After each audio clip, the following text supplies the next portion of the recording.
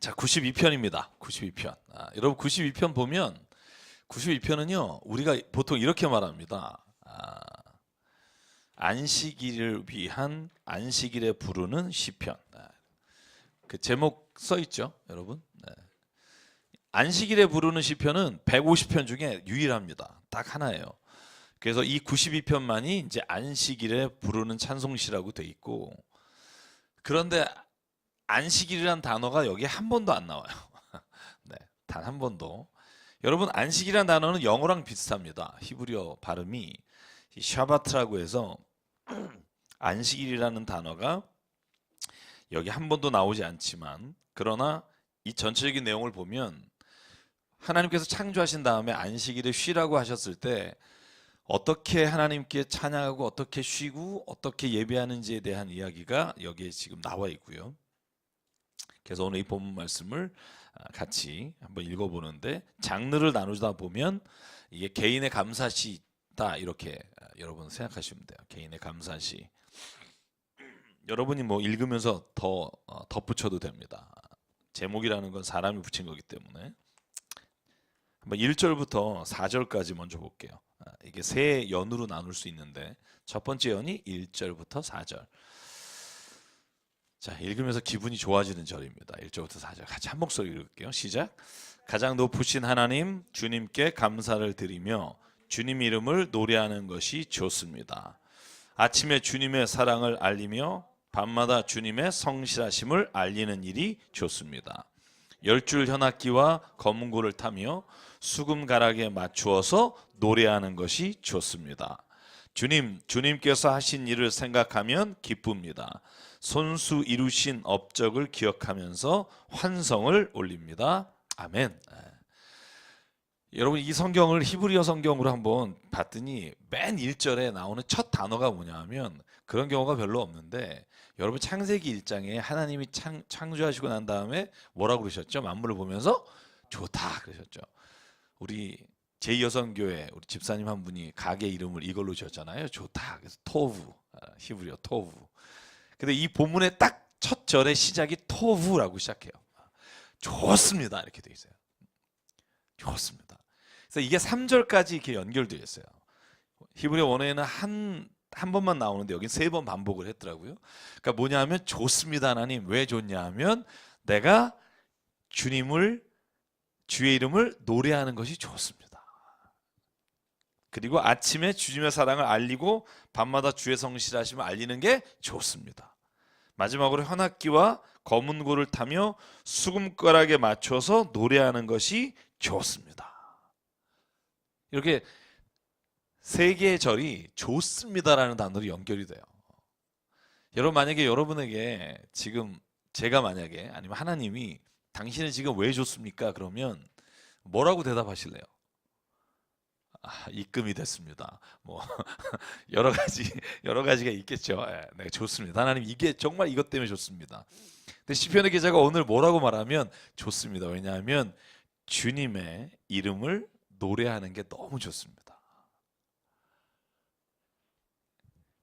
주님의 사랑이 내게 임했다는 걸 내가 말하면서 너무 좋습니다. 여러분, 이렇게 고백할 수 있는 사람은 어떤 사람일까요?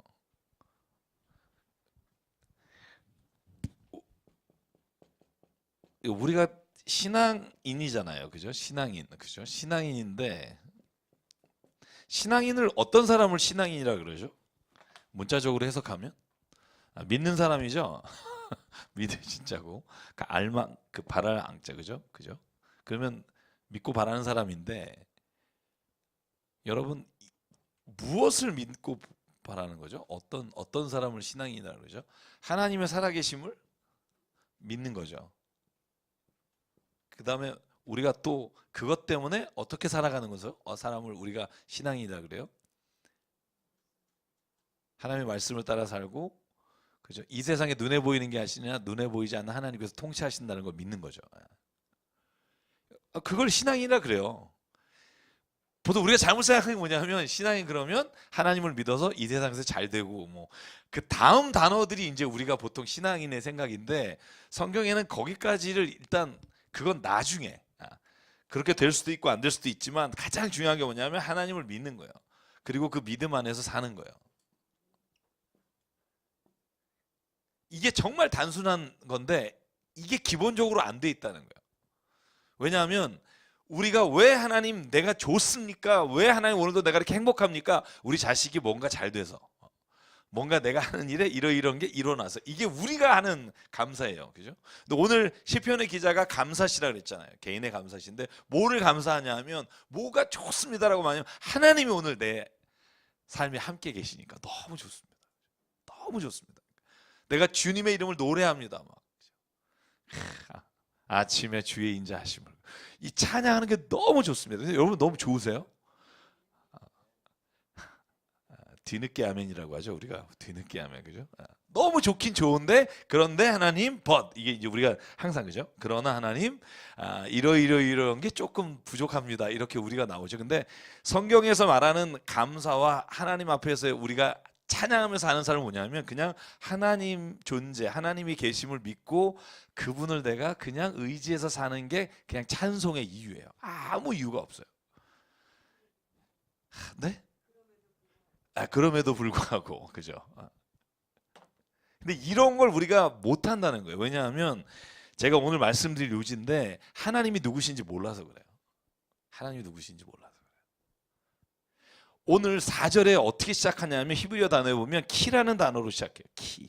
여러분 이 단어가 왜 중요하냐면 여기에 번역이 안 돼 있지만 이 단어의 의미가 뭐냐면 왜냐하면이에요. 하나님 내가 너무 좋습니다. 주님의 이름을 찬송하고 또 주님께서 성실하시고 사랑하시는 걸 내가 알려서 기쁘고 내 모든 것 노래하는 게 기쁩니다. 왜냐하면, 이 4절이 왜냐하면이에요. 거기가 한번 같이 읽을까요? 4절만 시작. 주님께서 하신 일을 생각하면 기쁩니다. 손수 이루신 업적을 기억하면서 환성을 올립니다. 그죠? 왜 기쁘냐 하면, 왜냐하면 하나님이 하신 일을 내가 지금 기억하기 때문에, 하나님이 손수하신 업적을 내가 기억하기 때문에 샤우팅 한다는 거예요. 환성을 지른다는 거예요. 와우! 막 이런 거예요. 죄송해요. 막 그냥 좋은 거예요. 소리를 지르고. 왜? 하나님이 하신 일이. 여러분 구약이나 시편에 보면 하나님이 하신 일이라고 하면 두 가지를 있어요. 손수하신 일, 하나님의 업적. 그러면 딱 두 가지를 생각하시면 돼요. 다른 건 없어요. 시편 8편에 뭐라고 돼 있죠? 여호와 우리 주여, 주의 이름이 어찌 그리 아름다우신지요. 그 다음에 뭐예요? 주의 손가락으로 만드신, 그죠? 지으신 하늘과 달과 별을 내가 생각하오니 사람이 무엇이가 한데 주께서 나를 생각하시며. 그러니까 여러분 성경에 하나님이 손으로 하신 업적, 하나님의 위대한 일은 뭐냐면 두 가지예요. 하나는 창조예요. 하나는 구원이에요. 여러분 민수기나 출애굽기에 보면 주께서 하신 일, 주께서 행하신 일, 시편 90편이 모세의 시편이잖아요. 주님께서 하신 일, 그러면 구원하신 거예요. 이집트에서 구원하셨고 우리의 인생의 모든 절망에서 구원하셨고 우리가 정말로 하나님 안에서 구원과 창조를 하신 일을 기억하면, 생각하면 좋습니다라고 나올 수 있다는 거예요. 여러분 우리가 왜 이 말을 못하냐 하면 창조와 구원의 역사보다 우리에게 더 누르는 게 있는 거예요. 그거보다 더 우리의 인생에서 나를 괴롭히는 게 있는 거예요. 그게 뭐예요, 여러분에게? 대출금 상환? 나를 짓누르는 거? 뭐예요? 아니면 사랑하는 사람과의 어떤 어려움? 근데 성경에서 말하는 게 뭐냐면 내가 좋습니다. 더 왜? 하나님의 창조와 구원을 생각하면 너무 좋은 거예요. 제가 여러분을 말씀드렸죠. 하나님이 어떤 분이신데 천지를 창조하신 분이에요. 저는 이 느낌이 없잖아요. 천지를 창조하신 분 너무 많이 들었기 때문에. 제가 요즘 너무너무 배우고 싶은 학문들이 있어서 제가 좀 배우러 다니는데, 제가 우주 천문학을 좀 배우러 다녀요. 근데 제가 요즘 막 이렇게 놀래는 게 뭐냐면, 여러분 천지가 그냥 이렇게 보이는 하늘부터 여기 땅이 아니잖아요. 그죠? 그냥 쉽게 얘기하면 저희가 있는 이 지구는 점도 아니잖아요. 점도 아니고 거의 무슨 이 점도 너무 큰 건데, 그죠? 우리가 있는 갤럭시 은하계가 얼마나 큰지 아시죠? 은하계가 중심에 블랙홀이 있잖아요. 모든 은하계마다. 그죠? 조그만 블랙홀이 하나가 더 있는 건 은하계와 은하계가 부딪혀서 하나가 흡수해서, 우리가 있는 은하계에도 큰 블랙홀과 작은 블랙홀 두 개가 있어요. 뭐 그건 모르셔도 되고, 저희가 있는 태양계가 우리가 있는 은하계의 왼쪽 끝에 있어요. 태양이 우리는 엄청나게 커 보이지만 우리 은하계에서 태양은 굉장히 작은 별이에요. 굉장히 작은 항성이에요. 그죠? 그걸 돌고 있는 지구가 여기 이제 찍기도 어렵네요. 여기 있고. 여러분, 우리가 있는 은하계 이 거리가 얼마나 될 것 같아요? 직경이요. 10만 광년이더라고요. 10만 광년. 빛의 속도로 10만 년을 가야 돼요. 빛의 속도가 뭐예요? 1초에 30만 킬로. 지구가 전체가 4만 킬로 정도 되니까 7바퀴 반을 돌아요. 1초 똑딱 하는 동안 지구 7바퀴 반을 도는 빛이 10만 년을 가야 우리가 있는 우주, 우리 별이 있는 이 은하계의, 그죠? 끝에 도달해요. 직경으로. 그죠? 별로 안 오죠, 감이 지금. 근데 우리 지구가 있는 이 은하계가 이 우주에 몇 개 있냐면 2천억 개가 있어요. 지금 발견한 게 2천억 개. 그죠? 우리하고 가장 가까운 은하계가, 여러분 맨날 들어보는 거 있죠. M31이라고도 하고, 이걸 안드로메다라고 그래요. 안드로메다가 진짜로 있어요. 안드로메다라는 게 지구가 있는 은하계에서 가장 가까운, 여러분 밤에 별을 보면 저 왼쪽 끝에 성운처럼 이렇게 구름처럼 이렇게 뭉쳐 있는 게, 그게 안드로메다예요. 허블 망원경으로 볼 수 있어요. 근데 이 제일 가까운 은하계가 지구가 있는 은하계하고 얼마 떨어진 줄 아세요? 이 거리가 260만 광년이에요. 가장 가까운 은하계가 우리가 속한 은하계와 260만 광년이면 빛의 속도로 260만 년을 가야 되는 거예요. 그게 가장 가까운 은하계. 이런 게 2천억 개가 있어요. 우리가 속한 은하계에는 한 2천억 개 별이 있고, 안드로메다에는 4천억 개 별이 있어요. 그 2천억 개 혹은 4천억 개 있는 그 별들이 2천억 개가 더 있다고 생각하시면 곱하면 돼요. 자, 얼마나 넓은지 아시겠어요? 그죠? 우리가 보는 별 중에 100억 광년 떨어진 곳에 있는 별이 있어요. 그러면 우리가 보면서 야, 저 별이 진짜 반짝인다 그러면 100억 년 전에 반짝인 빛이 지금 우리가 보이는 거예요. 그래서 우주에는 시간과 공간의 차이가 없어요. 왜냐하면 우리는 지금 과거를 보고 있는 거예요.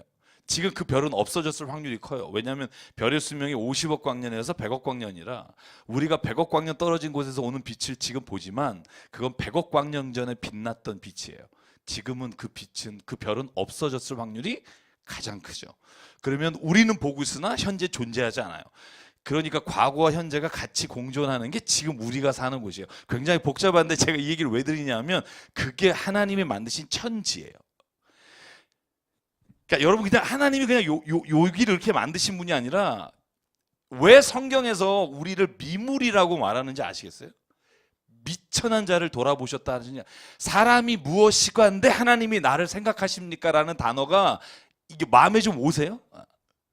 막 기분 나쁘고 그렇잖아요. 막 신이 뭐 우리 인간을, 여러분 이렇게 말하는 우리라는 존재가 얼마나, 이 지구도 점도 안 되는데 그 안에 있는 우리 인간을 하나님이 기억하시고 그를 오늘 불러주시고 함께 해주시고 하는 그 단어가 이게 확 오십니까? 저는 요즘 확 와요. 아, 진짜 나는 아무것도 아니구나. 나를 왜 하나님이 사랑하셔서 나를 위해서 십자가에 죽으셨다는 이 믿음이 내게 왜 힘이 되고 내 인생에 있어서 가장 기쁨이 되지?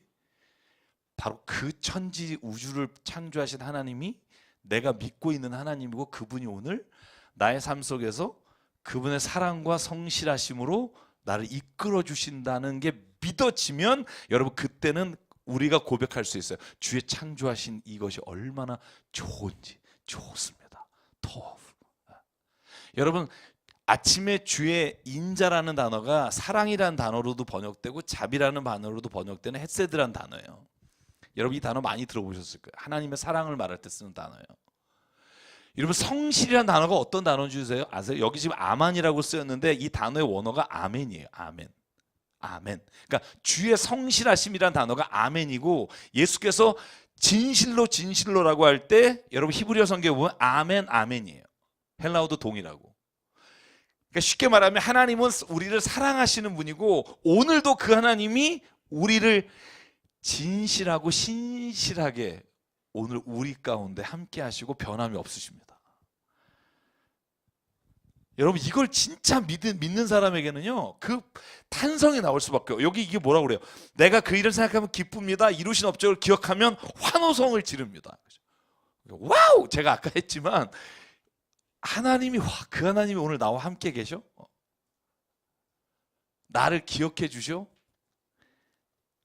여러분 어떤 분이 그러시더라고요. 세교분 제가 오셔서 이름을 이렇게 기억하면 그분이 그래요. 와 목사님 제 이름을 어떻게 아세요? 근데 그런 분이 있어요. 하물며 여러분 그냥 일개 목사가 여러분의 이름을 기억만 해도 이렇게 막 움찔하는 분이 있는데 여러분 그 하나님이 우리를 다 기억하신다 그러잖아요. 성경에서 내가 너의 이름을 안다. 네가 태어날 전부터 내가 너의 태 속에서부터 내가 너를 사랑했다. 여러분 만약에 이게 진짜 믿음이 되는 사람에게는요 감격이 있는 거예요. 그냥 뭐 어떤 로맨스 누가 나를 사랑하고 나를 기억해 주는 정도가 아니라 그 하나님이 나를 기억만 해주면 나는 그거로 족합니다. 그게 여러분 중세 이후에 신비주의를 겪었던 많은 수도사들이 쓴 에크하르트나 이런 사람들의 글을 보면 그런 고백들이 얼마나 많은지 말이에요. 주님이 계시는 것만으로도 나는 모든 걸 얻었습니다.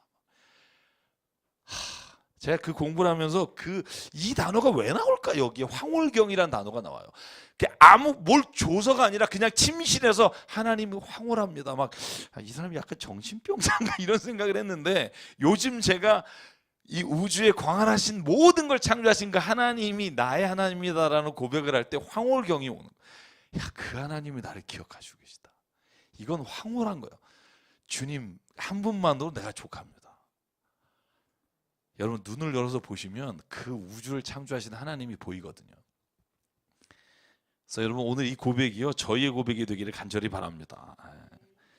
창조와 구원의 하나님을 찬양하는 일이 안식일에 해야 되는 일이에요. 주일에 하는 일이 뭐예요? 우리가 막 뭐 쉰다 이게 아니라 근본적인 안식일의 의미는 안식일에 하나님을 찬양하고 기뻐하는 거예요. 그래서 찬양이 예배잖아요. 그래서 안식일에 제사를 드리라고 민수기 28장 제가 아까 복사해 온 걸 읽어드리면 거기에 안식일에 해야 될 일이 9절부터 15절에 나와요. 안식일에는 1년 된 흠없는 양을 바쳐라. 제물 드리는 것 외에도 흠없는 걸 바쳐라. 그런데 제일 중요한 게 13절부터 나오는데 기쁘게 하는 향기로 나 주께 바쳐라. 기쁘게 하는 향기로. 그래서 안식일에 해야 될 일이 뭡니까? 주일에 예배 드릴 때 해야 될 일이 뭡니까? 딱 하나예요. 기뻐하십시오. Rejoice. 하나님을 기뻐하는 게 안식일에 가장 하나님이 기뻐하시는 일이에요. 하나님을 기뻐하는 자를 하나님이 기뻐하시고. 여러분 만약에 여러분이 어떤 일이 가장 좋을 것 같아요? 제가 그냥 이렇게 갔는데 막 오셨다 이러면 기분이 좋지 않겠어요? 그죠? 나를 기뻐해 주는 사람에게 내가 기분 나쁘겠어요?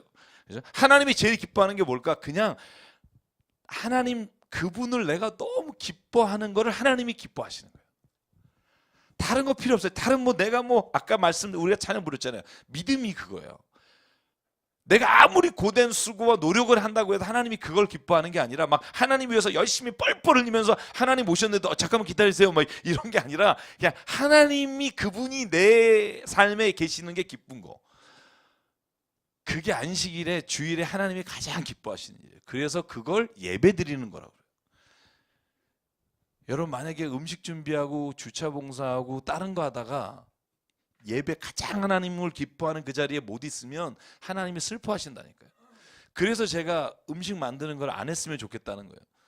하게 되면 예배를 어떻게든지 드리라는 거예요. 예배를 드린다는 게 말씀을 듣는다는 게 아니에요. 우리가 지금 17세기 이후에 자꾸 이렇게 말씀에 대해서 너무 강조하다 보니까 주일날 말씀 들으러 오는데 말씀도 중요하지만 제일 중요한 건 하나님을 기뻐하는 거예요. 하나님을 높여드리고 찬양하고 그러면 하나님이 기뻐하신다는 거죠. 그래서 여러분 4절까지의 이 시인의 고백은 하나님께 이런 하나님을 감사합니다라고 말하면서 5절부터는 얘기의 초점이 조금 바뀌어요. 뭐라고 바뀌냐면 주님이 하신 일을 어찌 이렇게 큰지, 주님의 생각이 어찌 이다지도 깊은지 이렇게 고백한 다음부터 우리 6절부터 15절까지 같이 읽어볼게요. 자, 시작. 우둔한 자가 이것을 알지 못하고 미련한 자가 이것을 깨닫지 못합니다. 악인들이 풀처럼 돋아나고 사악한 자들이 꽃처럼 피어나더라도 그들은 영원히 멸망하고 말 것입니다. 그러나 주님은 영원히 높임을 받으실 것입니다. 주님의 저 원수들은 기필코 멸망하고 말 것입니다. 사악한 자들은 모두 흩어지고 말 것입니다. 그러나 주님은 나를 들소처럼 강하게 만드시고 신선한 기름을 부어 새롭게 하셨습니다. 나를 엿보던 자들이 멸망하는 것을 내가 눈으로 똑똑히 보며 나를 거슬러서 일어서는 자들이 넘어지는 소리를 이 귀로 똑똑히 들었습니다. 의인은 종려나무처럼 우거지고 레바논의 백향목처럼 높이 치솟을 것이다. 주님의 집에 뿌리를 내렸으니 우리 하나님의 뜰에서 크게 번성할 것이다. 늙어서도 여전히 열매를 맺으며 진액이 넘치고 항상 푸르를 것이다. 그리하여 주님의 올곧으심을 나타낼 것입니다. 주님은 나의 반석이시요 그에게는 불의가 없으시다. 아멘. 성경에서 미련한 자, 우둔한 자를 어떤 자를 미련하라고 말하냐 하면 IQ가 낮은 사람이 아니에요. 어떤 일을 할 때 약간 지혜가 부족해서 지식이 부족해서 그 일을 못하는 사람이 미련한 사람이 아니에요. 성경이 말하는 어리석은 자, 미련한 자는 딱 한 사람이에요. 하나님을 믿지 않는 자예요. 여러분 약간 지능이 우리가 평균치에서 밑돌거나 판단력이 흐리다고 해서 하나님이 그를 버리지 않아요. 오히려 성경이 이렇게 말하죠. 그가 연약함으로 그가 부족함으로 내가 더 그를 사랑한다.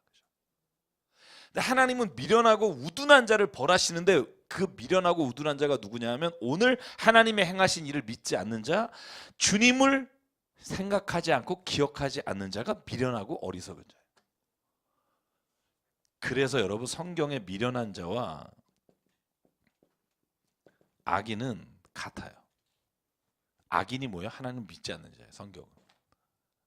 여러분 우리가 뭐 남의 물건 훔치고 이런 것도 악인이죠. 우리가 그렇게 표현하죠. 그런데 성경이 말하는 근본적인 악인은 하나님을 믿지 않는 자예요. 왜? 하나님을 믿지 않기 때문에 회개할 가망성이 없는 거예요. 여러분 물건 훔친 거 죄예요. 근데 왜 그걸 하나님께서 미련하거나 악인이라고 말하지 않냐 하면 만약에 그가 하나님을 믿는다, 하나님의 말씀을 의지하는 자라면 그가 물건을 훔친 것을 괴로워하며 하나님께 회개할 가능성이 있잖아요. 근데 하나님을 우습게 여기는 사람, 하나님을 믿지 않는 사람, 하나님이 있으면 나 한번 번개 맞춰봐라 하는 사람은 뭔가 잘못하고 죄를 졌을 때 돌이킬 가능성이 없어서 악한 자고 멸망당할 수밖에 없는 자예요. 왜냐하면 하나님을 믿지 않기 때문에. 여러분 그 성경이 말하는 악인은요, 우리가 세상에서 기준으로 말하는 악인과 너무 달라요.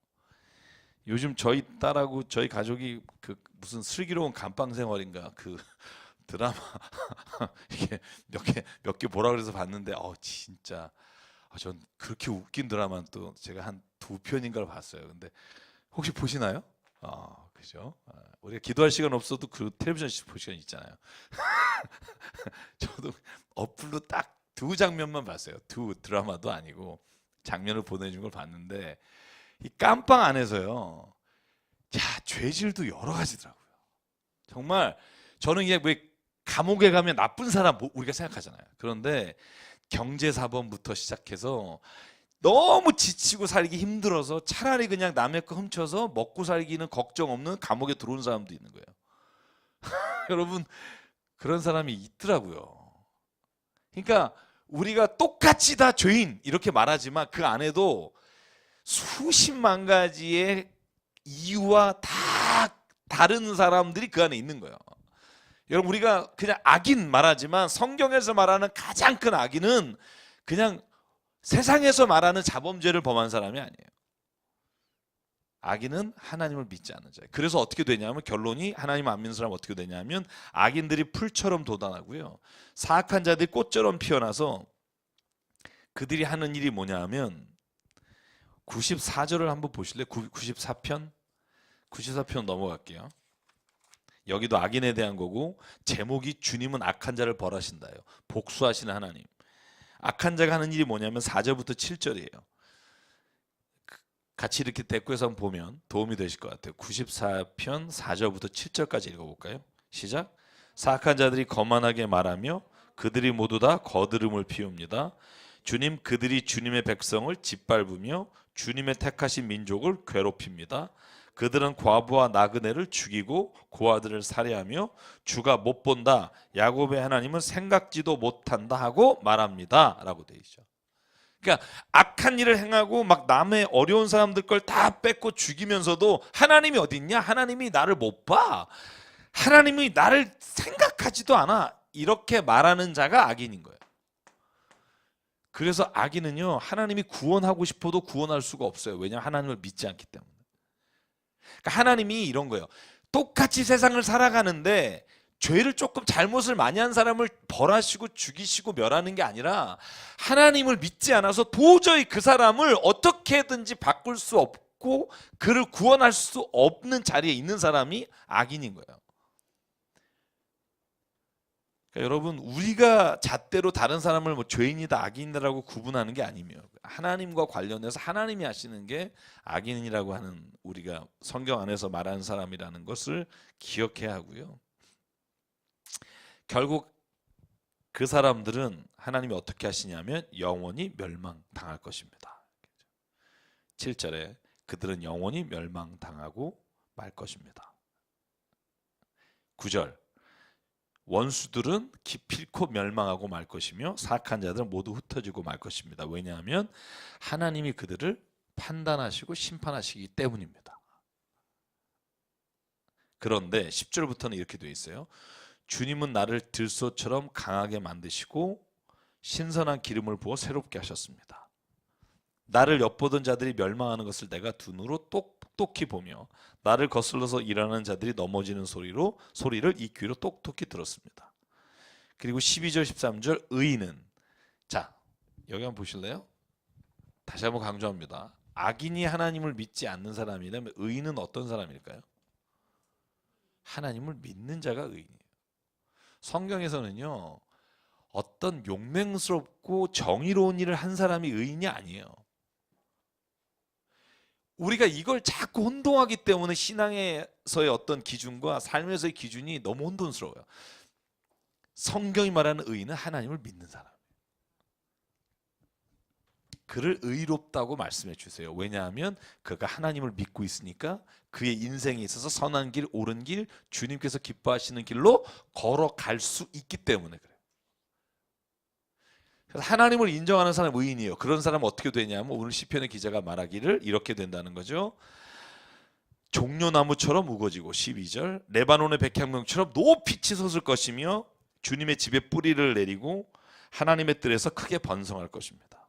늙어서도 열매를 맺고 진액이 넘치고 항상 푸를 것이며 주님의 올곧으심을 나타낼 것입니다.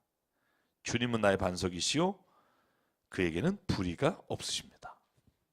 여러분, 이 고백이요, 내 신앙에서 하나님께서 나에게 이렇게 하실 거라고 하는 믿음과 확신의 고백이에요. 제가 늘 강조하지만 객관적인 진리는 우리를 변화시킬 수 없어요. 쉽게 말해서 하나님은 사랑이시다, 하나님은 의로 심판하신다. 여러분, 이 말을 아무리 우리가 알고 있어도 우리의 삶이 변화되지 못해요. 우리의 삶의 변화가 일어나려면 내가 주체적으로, 내가 개인적으로 그 하나님을 체험해야 돼요. 체험하지 않으면 아무리 하나님은 이런 분이다라는 명제가 나를 변화시키지 않아요. 여러분, 그래서 진짜 안타까운 건 내 삶에서 하나님을 직접 체험하려고 하는 그런 갈증이 없는 사람은 변화의 길에 들어설 수 없다는 거예요. 알아. 아유, 하나님 그런 분이지 뭐. 교회를 몇십 년 나와도 알지 뭐. 하나님 그치 뭐. 예배 잘 드리고. 그건 하나님을 모르는 거예요. 하나님을 체험해야 돼요. 내가 환난 가운데 나를 구원하신 하나님을 경험해야 되고, 내가 진짜 바닥 밑에서 떨어질지라도 하나님께서 나를 어떻게 건지시는지를 내 삶에서 구체적으로 체험한 사람만이 하나님을 향해서 내 삶의 변화를 일으켜 달라고 기도할 수 있고 변할 수 있어요. 여러분, 그래서 신앙은 체험이 필요해요. 무엇보다 신앙이 체험이 필요해요. 만약에 체험이 없는 분은 정말 죄송한 말이기도 하지만 체험을 좀 달라고 기도해야 돼요. 그래서 고난이 유익한 이유는 고난이 가장 하나님을 체험하기에는 직방이기 때문에 그래요. 고난을 당하면 다 무슨 하나님 안 믿을 거야. 천만의 말씀. 저는 우리 교회 오신 분의 80%가 고난 중에 오셨어요. 그리고 하시는 말씀이 늘 있죠. 아유, 내가 좋을 때 왔으면 교회 건축할 수 있었을 텐데. 늘 그러세요. 모든 분들. 근데 안 해도 돼요, 건축. 그냥 하나님 만난 것만으로도 하나님이 큰 일을 하신 거예요. 그게 은혜인 거예요. 교회로 멋지게 세우는 게 은혜가 아니라 하나님 앞에 돌아와서 이제 하나님과 동행하는 삶을 사는 게 그게 하나님의 성공한 거예요. 교회가 가장 큰 일을 한 거고. 그래서 오늘 저는 이 시편 91편을 여러분의 시편이 되기를 원합니다. 다른 사람이 이렇게 하고 이렇게 하나님 악인을 하실 거라고 고백하고 선포하는 게 아니라 내가 그 믿음 안에서 선포했으면 좋겠어요. 하나님은 절대로 의인을 버리지 않으십니다. 믿는 자에게 하나님은 함께 하십니다. 그 고백이 있는 사람은요, 웬만해서 흔들리지 않습니다. 우리가 93편, 94편까지 오늘 한번 볼게요. 왜냐하면 93편 짧아요. 5절이에요. 그리고 우리가 다 아는 주제예요. 여기는 표제어가 뭐라고 돼 있죠? 주님은 왕이시다. 끝. 그거예요.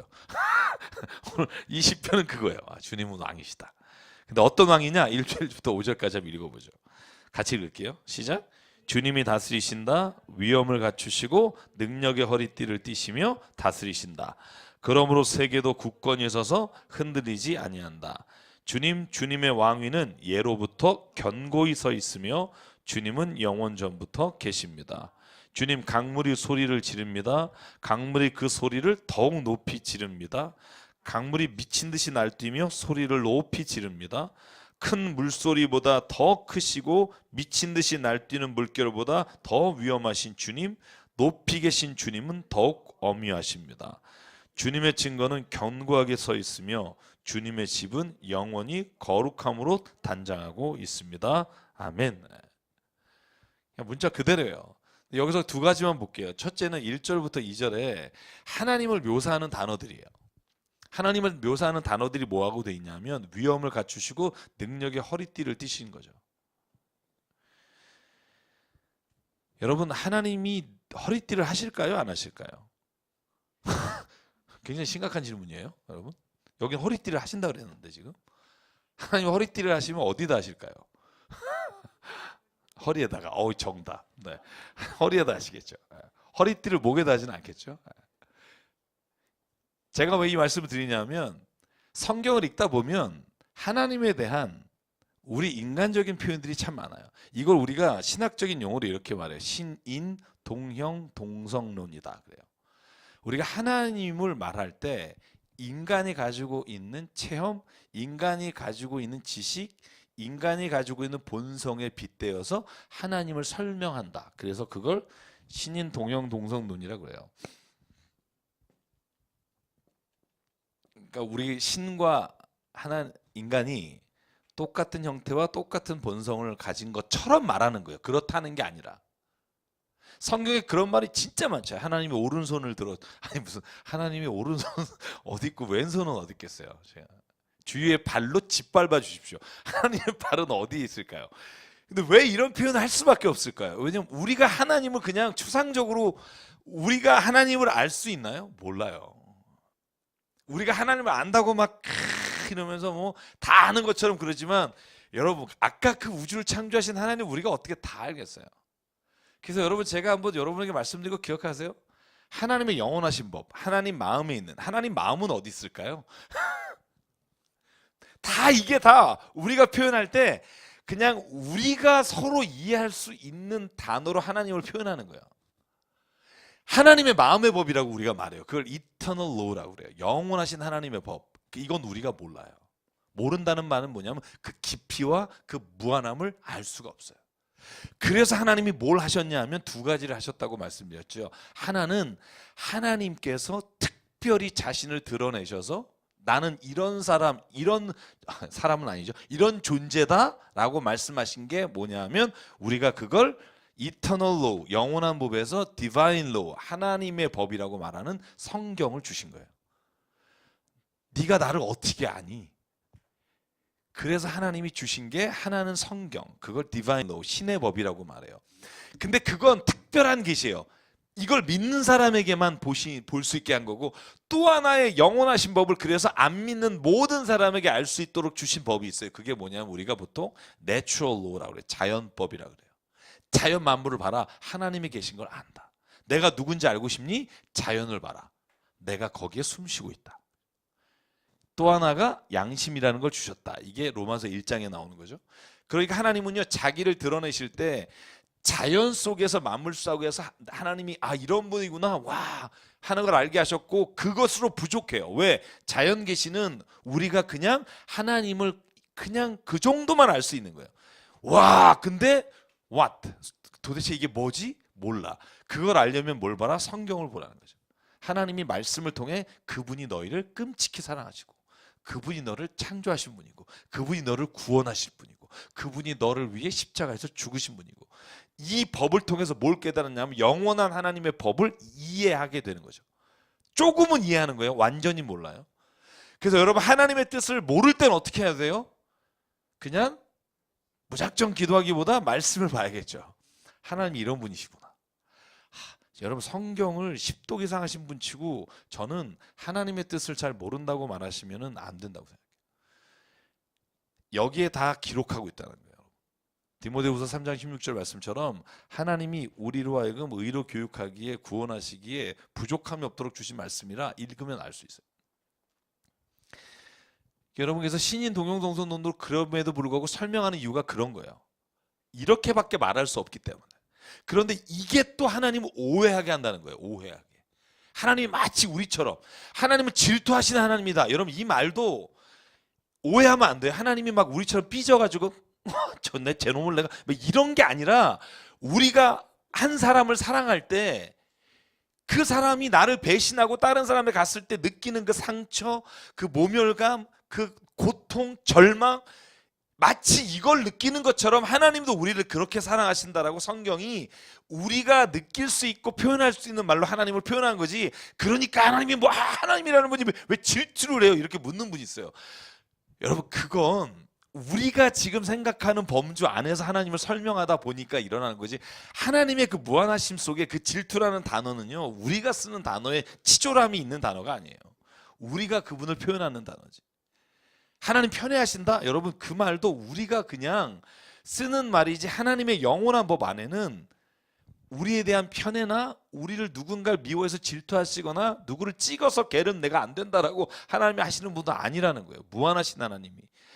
여러분, 아까 그 천지를 창조하신 하나님이 우리 하나 이해 마음에 안 든다고 해서 막 이렇게 하시는 그런 하나님이 아니신 거예요. 그래서 오늘 성경이 뭐라고 93편에 말하냐 하면 하나님이 다스리신다는 거예요. 세상에 통치하시고 왕이시라는 거예요. 근데 핵심은 뭐냐 하면 하나님이 다스리는 나라가 흔들림이 없고, 그 나라는 공평과 정의와 사랑이 다스려질 수 있지, 인간의 누군가가 통치하는 세상은 그런 세상이 안 된다는 거예요. 오직 하나님만이 통치권이 있으시고 다스려야만 해야 되는 거예요. 하늘에 계신 우리 아버지, 주기도문에 예수께서 제일 먼저 기도하라고 말한 게 하늘에 계신 우리 아버지예요. 여러분, 이 말을요, 제가 주기도문 이제 설교를 3월부터 하려고 준비하는데, 하늘에 계신다라고 할 때 중요한 게 뭐냐면 이 땅의 권세를 잡은 왕과 대비해서 말하는 거예요. 예수님이 있던 당시에 로마, 가이사랴 혹은 헤롯, 이렇게 세상의 왕권을 가진 그 사람으로 비롯된 왕이 아니라 하늘에 계신 아버지. 여러분, 시저를요 아버지라고 불렀어요. 그 화폐에다가 얼굴을 넣고, 그죠? 그 아버지가 아니라 하늘에 계신 아버지에게 기도하라는 거예요. 오늘 이 본문도 마찬가지예요. 왕권은 누구에게 있느냐? 눈에 보이는 것이 아니라 눈에 보이지 않는 하나님께 모든 것에 다스리심의 권한과 왕권이 있습니다. 3, 4절에 여러분 계속 반복되는 단어가 있죠. 소리 지른다는 거죠. 그죠? 강물이 소리 지르고 강물이 그 소리를 더욱 높이 지르고 강물이 미친 듯이 소리를 지르고 큰 물소리보다 더 크시고 미친 듯이 날뛰는 물결보다 더 엄유하신 주님. 엄유하시다는 게 영어 단어로 보면 majesty라고 했어요. majesty. 가장 높으시고 위엄 있는 분. 세상에 아무리 통치자가 짓거리고 미친 듯이 떠들어도 그 소리와 비교할 수 없는 하나님, 그 하나님이 이 하나님의 집을 거룩한 임재로 가득 채워주신다는 거예요. 거룩한 임재로 믿는 자에게.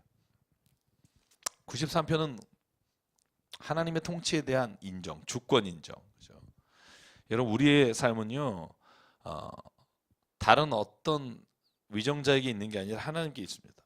우리를 넘어뜨릴 수 있는 사람은 사람이 아니라 하나님밖에 없습니다. 이게 우리의 고백이에요. 오직 나를 다스리는 분 하나님이시밖에 없습니다. 94편 넘어갈까요? 94편. 94편. 굉장히 좀 23절까지 길죠? 23절 맞나요? 그죠? 여러분 지금 그냥 한번 중간 과정 점검. 시편 90편부터 4권이에요. 그죠? 시편 제 4권. 시편은 5권으로 이루어졌다고 말씀드렸죠. 마치 모세오경처럼 이렇게 5권으로 분류되어 있고 4권의 시작이 90편이고 끝이 106편이에요. 끝날 때마다 아멘, 아멘 종지부가 있다 그랬죠. 그리고 107편부터 150편까지가 제 5권이에요. 근데 재밌어요. 90편부터 150편까지는요. 무명의 시인이 아니면 다윗의 시예요. 그런데 4권인 90편부터 106편까지는 여기에 딱 다른 사람이 쓴 시가 하나 있어요. 그게 90편이에요. 누가 썼죠? 여보세요? 모세죠. 네. 근데 107편부터 150편까지도 딱 하나 다른 사람이 다윗이나 무명이 아닌 대부분이 무명이에요. 다윗의 시기 조금 있고 120편부터 134편까지는 성적으로 올라가면서 부르는 시예요. 근데 딱 한 편이 다른 사람이 썼어요. 그냥 여러분 그냥 쉽게 그냥 재밌게 알아두시라는 거예요. 127편이 누구 썼죠? 거기 써 있죠. 누가 썼죠? 솔로몬이죠. 솔로몬이 2편을 썼는데 그 중에 하나가 127편이에요. 그래서 4권의 하나가 모세 썼고 5권의 하나가 솔로몬이 썼어요. 나머지는 다 무명의 시인이거나 아니면 다윗의 시로 되어 있어요. 다윗이 굴에 있을 때 그렇게 하나만 있고 나머지는 그냥 다윗이 보통 쓴 시라고 되어 있고요. 그래서 오늘 94편이 92편부터 이렇게 하나로 연결이 돼요. 그게 뭐냐면 92편에서 왜 하나님을 향해서 고백했잖아요. 그리고 악인에 대해서 얘기했는데 오늘 94편의 주제가 뭔지 아세요? 악한 자는 벌하신다는 거예요. 그리고 1절이 복수하시는 하나님이라고 되어 있어요. 복수하시는 하나님. 그래서 이걸 보통 개인애가 혹은 우리가 지혜시 혹은 보복시편 뭐 이렇게 부르는데 저희는 개인애가 정도. 지혜시편은 뭐를 지혜시편이라고 그러죠? 보통 잠언서처럼 악인과 의인, 미련한 자와 우둔한 자 뭐 이렇게 표현되는 것이 지혜서의 특징이고 지혜시편의 특징이고 여기에 악인이라는 단어가 나와서 지혜시편으로 볼 수 있고 여러 가지로 볼 수 있어요. 여러분이 정하세요. 저도 제가 읽고 나서 느낀 거라고. 저는 연 나눌 때도 학자들이 한 걸 다 보지만 제가 나름대로 나눠요. 왜냐하면 여러분 시는요. 읽는 사람이 나누면 되는 거예요. 제가 좋아하는 시 중에 도종환 씨 시가 있는데 흔들리면서 피는 꽃이라는 시 아시나요? 흔들리면서 피지 않는 꽃이 어디 있으랴. 뭐 그런 시인데요. 제가 생명의 삶 2호로에 썼으니까 그때 보세요. 인생에서 흔들리지 않는 사람이 없고 비바람을 젓지 않는 사람이 없어요. 근데 그걸 우리가 이겨내는 사람, 오히려 굳은 줄기를 세워가는 사람이 진짜 인생의 맛을 아는 사람인 거죠. 그래서 오늘 시편의 93편도 여러분 악한 자가 이렇게 날뛰지만 결론은 뭐냐면 하나님이 이 모든 사람을 심판하실 거라는 거예요. 그게 오늘 94편이 가지고 있는 결론이에요. 자, 1절부터 7절까지 같이 읽어볼게요. 1절부터 7절 시작. 주님은 복수하시는 하나님이십니다. 복수하시는 하나님 빛으로 나타나십시오. 세상을 심판하시는 주님, 일어나십시오. 오만한 자들이 받아야 할 마땅한 벌을 내리십시오. 주님, 악한 자들이 언제까지 승전가를 부르게 하시겠습니까? 사악한 자들이 거만하게 말하며 그들이 모두 다 거드름을 피웁니다. 주님, 그들이 주님의 백성을 짓밟으며 주님의 택하신 민족을 괴롭힙니다. 그들은 과부와 나그네를 죽이고 고아들을 살해하며 주가 못 본다, 야곱의 하나님은 생각지도 못한다 하고 말합니다. 아까 읽었지만 또 읽었어요. 자, 1, 2절을 보시면 복수하시는 하나님이라고 되어 있는데 성경에서 말하는 복수가 뭘까요?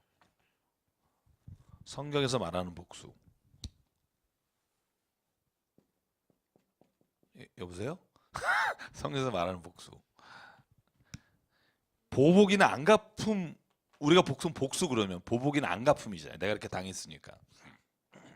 제가 요즘 또 십계명을 이렇게 좀 하여간 올해 내년에 하려고 보면서 여러분 십계명을 쓰고 있는 율법에 이런 거 있죠. 눈에는 눈, 이에는 이. 이게 잔인한 법이라고 우리가 생각하죠. 눈을 상해하게 했다고 눈을 뽑아? 그죠? 근데 여러분 이게요.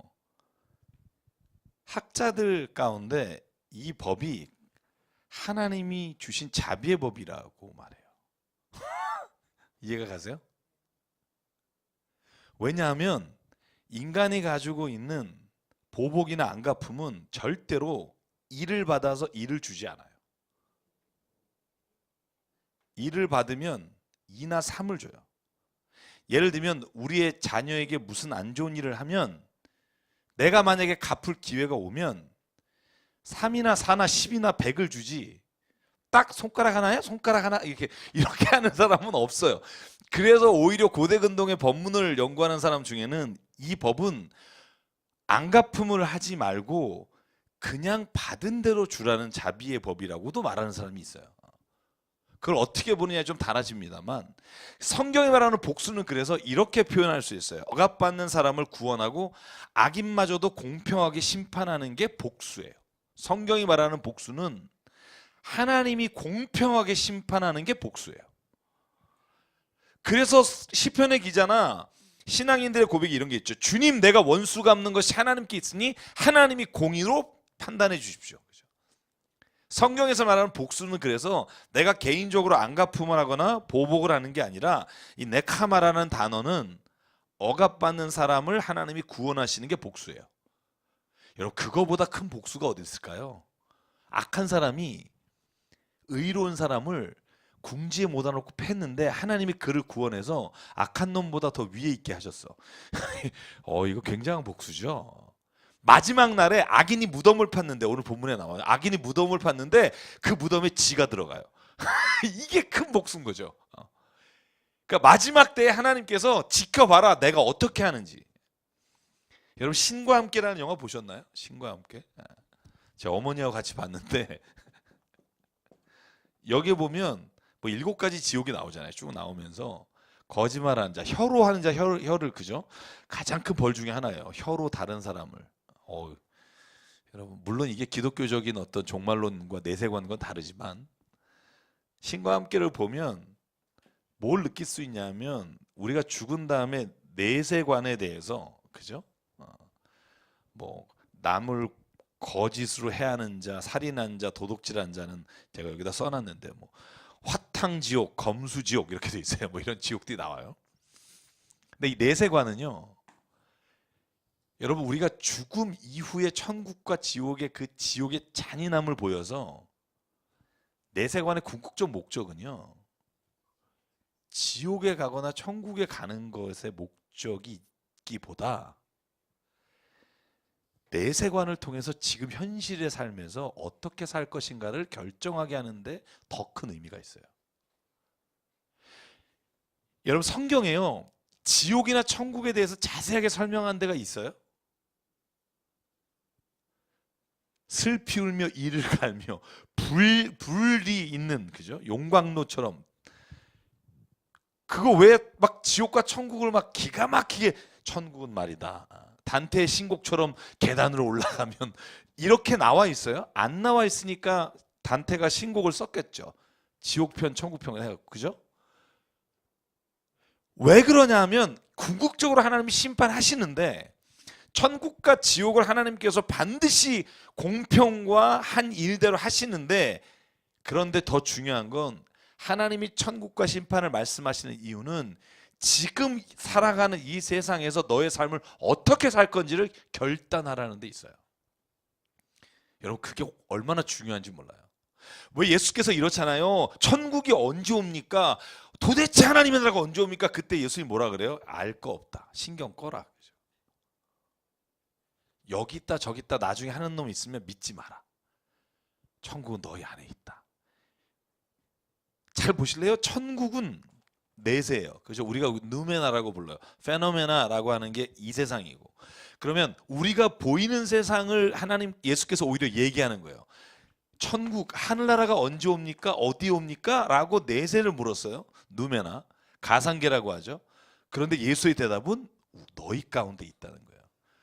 이 말의 의도가 뭐냐면 천국의 비유를 7개나 하세요. 무려. 천국은 마치 보화를 숨긴 것, 천국은 마치 뭐. 그런데 예수가 비유로만 말씀하시고 결국 그 목적이 뭐냐 하면 네가 지금 있는 자리에서 하나님이 무엇을 원하시는지를 깨닫는 삶이 진짜 천국과 지옥을 믿는 사람의 삶이에요. 여러분, 그러려면 죽음 앞에 서야 돼요. 제가 주일날 설교 제목을 지금 죽음 앞에 선 존재 지금 이렇게 할까 막 고민 중에 있는데, 죽음 앞에 서야 돼요. 모든 사람이. 실존적 죽음. 그러니까 내가 이 세상에서 죽는 경험이 있어야 돼요. 이게 없는 사람은 진짜 신앙인으로서 살아가기가 어려워요.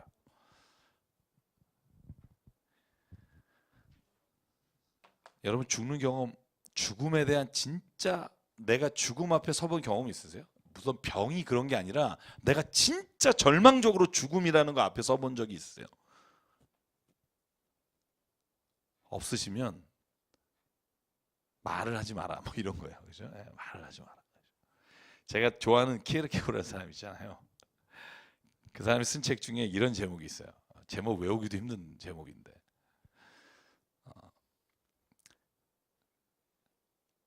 제목이 너무 길어서 철학적 단초에 대한 결과로서의 비학문적 후기 뭐 이런 책이에요. 그러니까 쉽게 말하면 거예요. 철학적인 주제에 대해서 비학문적인 내가 이야기를 해보겠다 하면서 쓴 책이에요. 그런데 거기에 이런 예화가 나와요. 그분이 원래 덴마크의 코펜하겐에서 태어났죠. 제가 워낙 너무 좋아하다 보니까 1813년 그죠? 5월 5일 날 태어났는데, 그분이 코펜하겐에서 이런 얘기를 해요. 예를 들어서 친구를 만났어요. 길거리에서. 야 반갑다. 야 너 오늘 저녁에 우리 집에서 식사하자. 그래 저녁에 갈게. 그리고 헤어지는데 간판이 떨어져서 간판에 맞아서 친구가 죽어요. 허무 개그예요. 네. 죽었어요.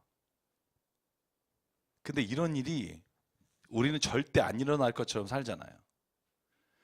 근데 여러분이 제천의 스포츠센터 생각해 보실래요? 3시 45분에 불이 났어요. 3시간 뒤에 진압이 됐어요. 여러분, 부부가 만약에 남녀 사우나로 들어갔다면 이렇게 했을 거예요. 저녁 먹을 때 보자. 저녁 어디서 먹을까? 근데 29명이 그 약속을 못 지켰어요. 여러분, 어젠가 그제요. 스키를 타는데 10대가 초급반인데 상급자 올라가서 40대가 스키보드 타는 사람을 밀쳐서 그 40대가 죽고 얘는 지금 구치소에 있어요.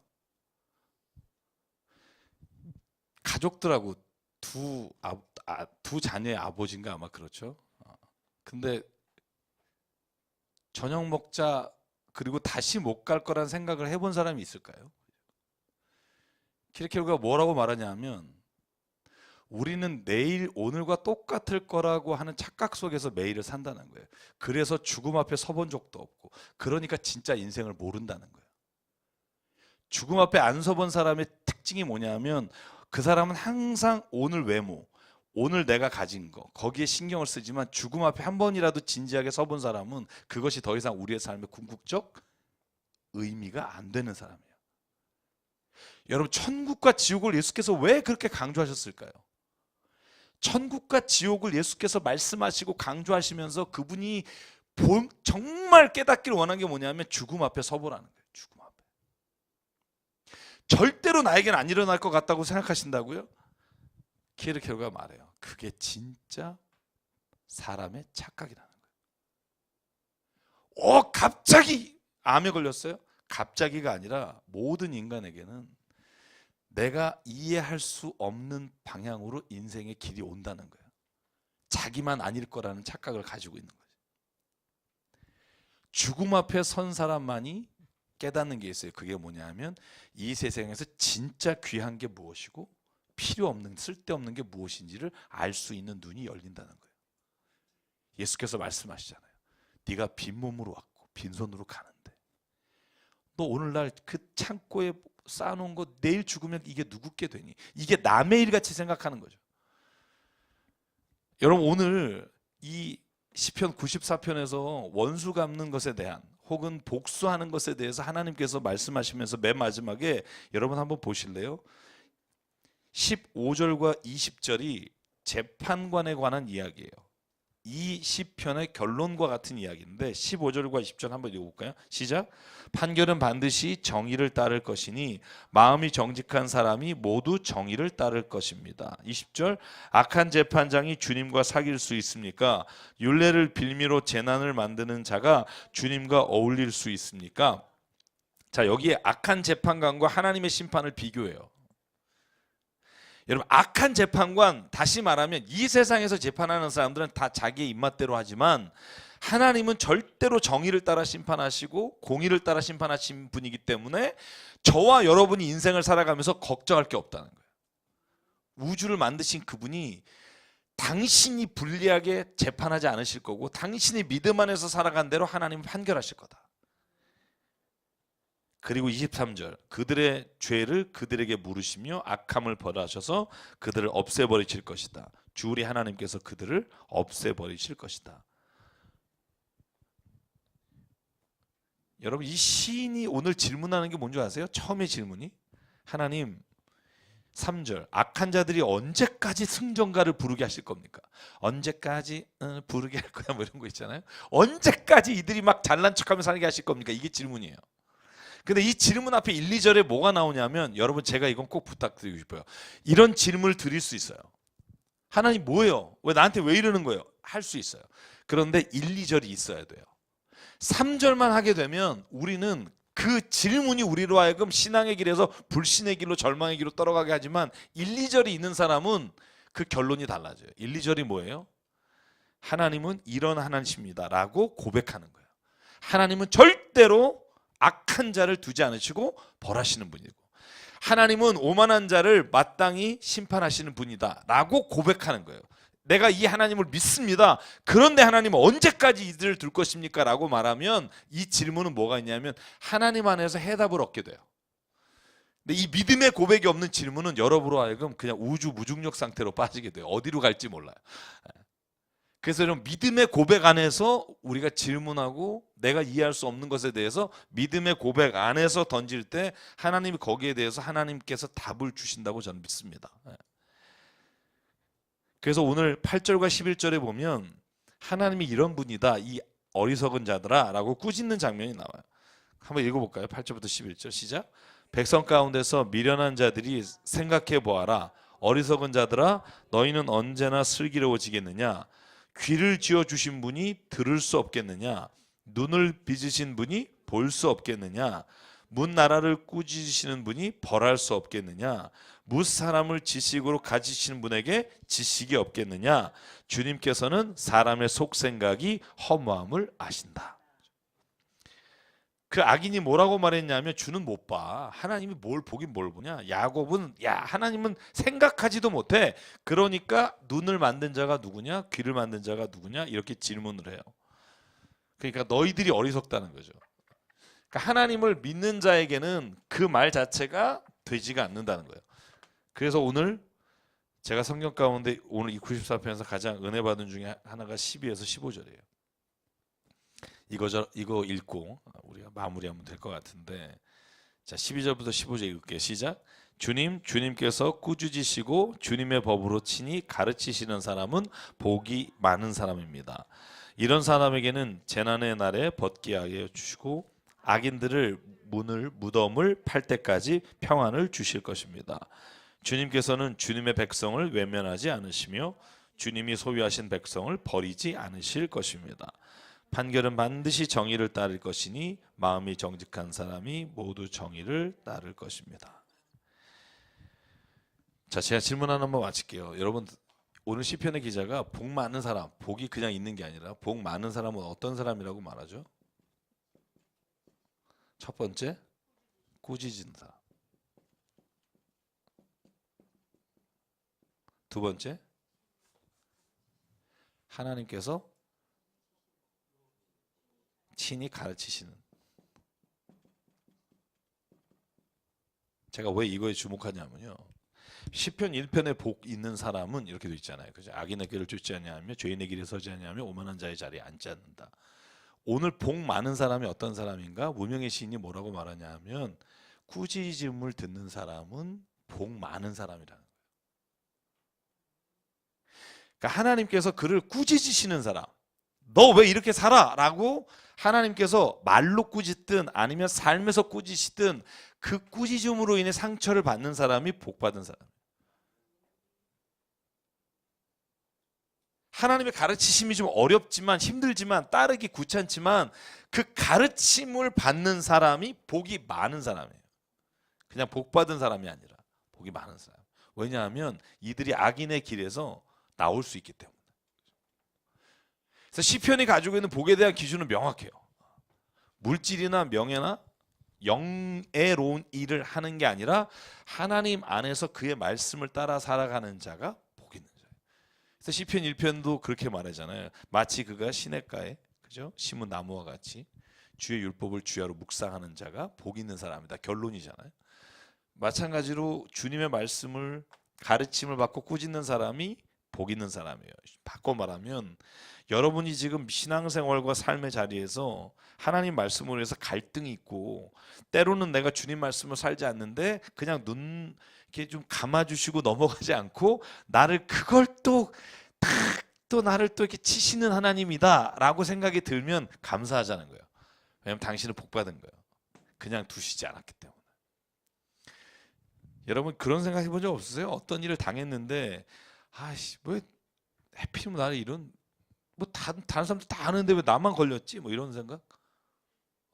그래요? 제가 옛날에 말씀드렸죠. 좌회전 깜빡이 안 킨 거 뒤에서 신고해가지고 제가 3만 원 낸 거.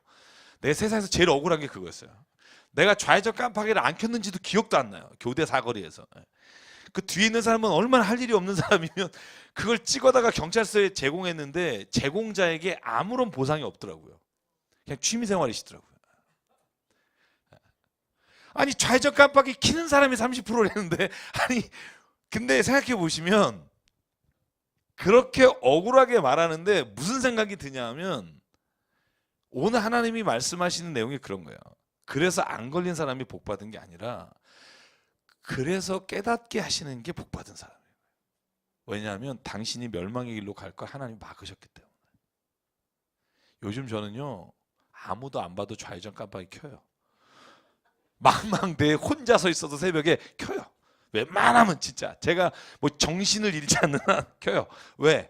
그 일이 저에게는 경찰서 가서 가장 물어봤거든요. 도대체 뭐냐 그랬더니 경찰이 얘기하더라고요. 근데 여러분 그게 하나님 말씀에 꾸짖음을 받는 거라고 저는 생각해요. 가르치심을 받는 거라고 생각해요. 여러분 뭐 돈 좀 띄어먹었는데 걸렸어요? 감사하세요. 힘들죠. 괴롭죠. 그것 때문에 하나님의 길에 하나님의 인생을 걸어갈 때 하나님이 우리를 통해서 빛나게 하는 사람으로 바꾸실 거라고 좀 믿어요. 그래서 감사한 거예요. 만약에 그게 안 걸렸으면 계속 그렇게 갔을 거예요. 왜? 괜찮으니까. 다른 사람도 그랬고 나도 괜찮았으니까. 근데 하나님이 그걸 막아주셨으면 그만큼 당신이 오늘 빛나게 하시기 위해서 앞에서 그 본문 나왔죠. 92편에 하나님 당신을 통해 빛나게 하실 거다. 저는 그래서 우리의 감사에는요 다른 사람의 감사가 분명히 차이가 있어야 된다고 생각하고요. 그래서 오늘 92편부터 94편까지 하나님 말씀을 통해서 저와 여러분의 인생에 있어서 주님, 그 무한하신 하나님, 영원하신 하나님, 정말 광대하신 하나님, 그분을 찬양하고요. 그분의 이끌림을 받는 삶이 얼마나 감사한 삶인지 저희가 고백하며 살아가게 되길 바랍니다. 우리 잠깐 기도하겠습니다.